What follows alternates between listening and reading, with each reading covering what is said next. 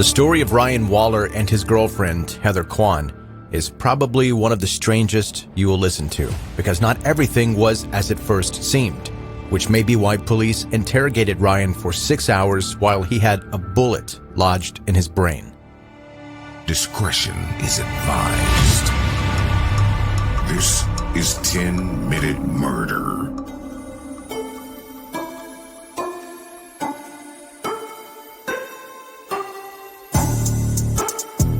Welcome to 10-Minute Murder, brief and bingeable true crime. I'm Joe, the host, and thank you for joining today. If you've never listened before, that's great. I hope you enjoy it, but just know that things are a little bit different here. I try to keep the episodes as close as possible to 10 minutes, but still include all the important parts of the story. This won't be some over-dramatic telling of the case meant to scare you, and I'm not going to put on some creepy voice. Unless you think how I sound now is creepy, then in that case, rude. There's nothing I can do about that. If you're an OG listener, hi, welcome back. BTW, the 10-Minute Murder merch shop is going well. Lots of stickers and shirts have been ordered and on the way. Should be arriving to you, if not already there, super soon. You should have it in your hands. And if you don't mind, if you ordered something from the merch store and you post about it on social media, please tag me so that I can see it. I'll share your post if I'm able to do that. Subscribe, connect on social media, share the podcast with your friends. Now let's get to today's story.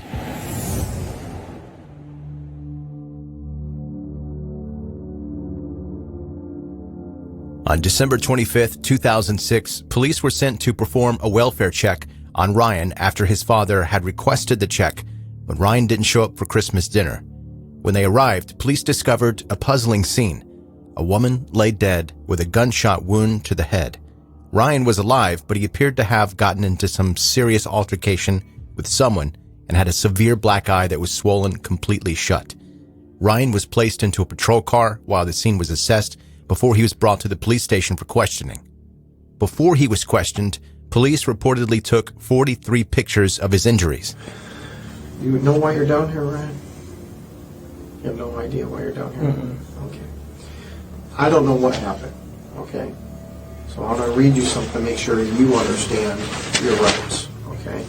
Ever seen that TV show Cops or CSI or anything like that? Okay. You ever seen that? No. You've never seen any kind of cop show? Lawyer show? Any kind of show? Yeah. Okay. Okay, you have the right to remain silent. Anything you say can't be understood. These rights. Yes. What's the highest grade you went through school? I don't know. Did you graduate? Yeah. Do you have a GED? I don't know. You don't know what? I don't know. I just want to go home. Oh, you're not going to go home. Ryan Waller wasn't making much sense during his interrogation. He repeatedly asked the detective if he could go home and sleep, and his answers to most of the detective's questions were completely nonsensical. At one point, he mentions a man named Richie and his father. Ryan initially says that they had bow and arrows, but then changes that to the men having 2 revolvers. Ryan then tells the detective that he was shot in the eye with a revolver. The detective doesn't really try to hide his disbelief, assuring Ryan that he wouldn't be sitting across from him right now if he in fact was shot in the eye. You know a girl named Heather? Mm-hmm. You know Heather's last name? Mm-hmm. What is Heather's last name? The one that lives there right now? I don't know which name she's trying to use as her last one. What happened to your face? I don't know. Do you know what happened in your house last night? Mm-mm. Is that house yours? Mm-hmm. Yours or your parents'? Mine. You bought that house? Mm-hmm. Okay. There's a dead girl in your living room. She's dead? Yes. I want to know what happened in your house last night. The girl on the couch is dead? I don't know if she's on the couch. She's dead. Well, these people came over, Richie and his dad, with shoot and arrow, bow and darts. You know what I'm talking about? Yeah. They hit me and her with those. That's it. And Heather wasn't there. And Eric wasn't there. It was just me and Heather. What was there? Richie and his dad tried to break in to the back. Richie and Dad? His dad? Mm-hmm. Who's Richie? I don't know. Well, you obviously know him. You know his name by Richie. He used to live there. Was he a roommate of yours? He used to be. They hit you. Yes. Why? Because they're trying to get their stuff. I don't know why. And they had some kind of bow and arrows? Mm-hmm. They each had 2 revolvers and they didn't let off any shells. Okay, you just said they had bow and arrows. Now they have revolvers? That's what I meant. They had revolvers. They have revolvers. Yes. And then what happened? And then they shot us with those. They shot both of you? Yeah. Where'd they shoot you at? I got shot in the eye. You got shot in the eye I think so. with a revolver. I think. I don't know, man. I don't know. Fuck. Did you shoot Heather? Mm-mm. Ryan, why don't you tell me what really happened there? Because I don't believe... I really don't know, man. I really don't. I don't know. I can tell you anything, I swear. I want you to tell me the truth. That's all I want. Richie and his dad came there. And I don't know why. I don't know why. I don't know why, but they put me in sleeping hold. And, like, they put me in sleeping hold with the arrows and shit. Like, I lived through that crap. You're all over the board here, number one. You're saying bows and arrows, you're saying revolvers, and you're saying some other thing. And you're saying they shot you in the eye. Okay? They shot you with a revolver in your eye. Yes. And that's Is it a BB gun? No, it was a real gun, man. It was just a If they revolver. shot you in the eye with a revolver, you wouldn't be talking to me right now. How do you know? It was most likely you be dead. That's what I thought too, man. I really don't know. Okay? Alright, but what happened, man? What do I gotta do? Just tell me what I gotta do. Get your feet off my chair is number one. Number two, what happened to Heather? As the interrogation closes in on 6 hours, the detective decides to take a closer look at Ryan and his injuries. He then abruptly leaves the room and quickly returns with a whole new demeanor, now showing a completely different level of concern for Ryan. Hey, Ryan? Yes? I got the fire department coming to take a look at it. They're going to probably take you to the hospital. You taking me to the hospital? Yeah, we're going to take you to the hospital. Why? Well, if you've seen your face and the way you're doing things, it doesn't make sense right now, okay? We're just going to make sure you're okay. I just want to go back to bed, man. Well, that's the problem. If you have some kind of head injury, you shouldn't be sleeping, okay? Hey guys. Captain, you're not going to believe this one. I can't believe it either. You're right. I've already heard the story. I can't believe it. This is just my observations that this might be an entrance, this might be an exit, this might be into his eye.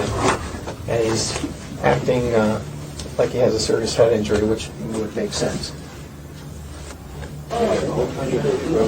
Where are we going? We're going to go to the hospital. Get checked out, bro. Look like you got shot right in the face. Suddenly, a whole new picture had been painted. Ryan Waller had, in fact, been shot in the face. Further investigation would uncover the following. On December 23, 2006, Ryan Waller and his girlfriend Heather Quan were spending the night at home. At some stage in the evening, someone knocked at the door. Ryan cracked it open just a little bit, and before he knew it, he had a gun pointed at him. He tried to stop the intruder from getting inside by pushing against the door, but he was shot in the face while doing so. With Ryan now out of the way, the two men could access the apartment. Just to be sure Ryan wouldn't cause any more problems, they shot him again before aiming around at Heather and shooting her in the head. They then grabbed some weapons and a computer before quickly getting out of the house. Despite having a serious brain injury, Ryan had been able to identify these intruders. They had in fact been Richie Carver and his father, Larry. Ryan knew Richie because the two used to be roommates. After Ryan was transported to the hospital, he was rushed straight into surgery. He lost both of his eyes and a portion of his brain, which left him to suffer from debilitating seizures for the rest of his life. Doctors were able to confirm that he had been shot in the head twice.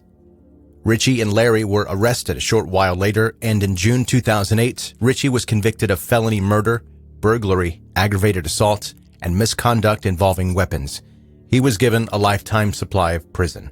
It initially looked like Larry was going to get away with his part, since the biggest piece of evidence against him was a confession he gave his wife, which she later withdrew using her right of marital privilege. Heather's family fought to have this changed and appealed to Arizona legislatures to implement Heather's Law, which would revoke the marital privilege law. Larry ended up being convicted in November 2011 of first-degree murder, attempted first-degree murder, burglary, and aggravated assault. Despite surviving the near impossible, Ryan's life would never return to anywhere near where it was before. In 2016, Ryan Waller passed away from a seizure at the age of 28 years old.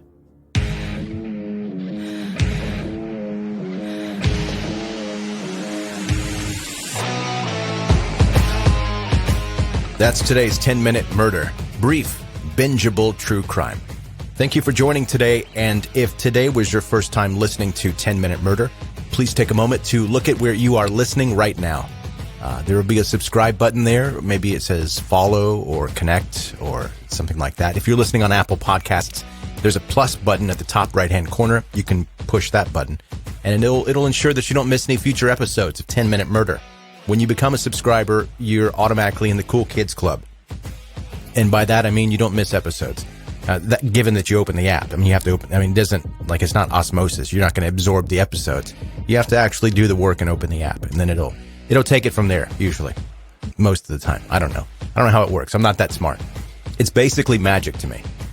In the show notes of this episode, you're going to find a handful of links, and those are for connecting with me on Facebook, Instagram, Twitter, YouTube, TikTok, all the places that you can think of that you could connect with me. You can do that with one of the links in the show notes. You can also go to the 10-Minute Murder merch store, the merchandise store, pick up a t-shirt, a sticker, all kinds of different things. Not all this stuff has 10-Minute Murder logos on it. Some of it has 10-Minute Murder logos, some of it doesn't. So if you hate the show, then still I got stuff for you. No big deal. If you hate the show, I don't know why you're listening to me at this point. But I'm glad you are. I mean, if you hate me and you're listening now, hi. I'm super weirded out by the fact that you're listening, but that's cool too. No judgment. Thank you for listening. Be safe and have a good night.